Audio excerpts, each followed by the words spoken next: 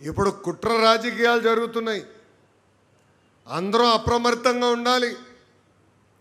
2019లో సొంత బాబాయిని లేపేసింది Jaganmohan Reddy. First heart attack అన్నారు. మనం కూడా అయ్యో పాపం పెద్దయినా చనిపోయినాడు అనుకున్నాం. తర్వాత బయటకు వచ్చినాయి అన్ని. గొడ్డలి వేట ఎంత అన్యాయమో చూడండి.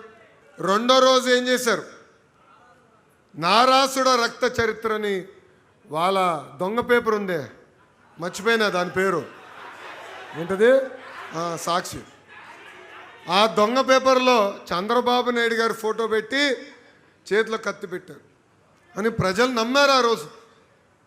తర్వాత ప్రజలకు అర్థమైంది ఎంత మోసగాడని. ఇప్పుడు మళ్ళీ అదే రాజకీయం చేద్దాం ప్రయత్నిస్తున్నారు. మన దేవుడి గడపలో మతాల మధ్య చిచ్చు పెట్టడానికి ప్రయత్నిస్తున్నారు. మొన్న మనందరం చూసాం, ప్రజలు రాపోయినా వాళ్ళ నాయకులు రోడ్డుపైకి వచ్చి గొడవలు పెట్టేదానికి ప్రయత్నిస్తున్నారు. అందుకే మనం అప్రమత్తంగా ఉండాలా.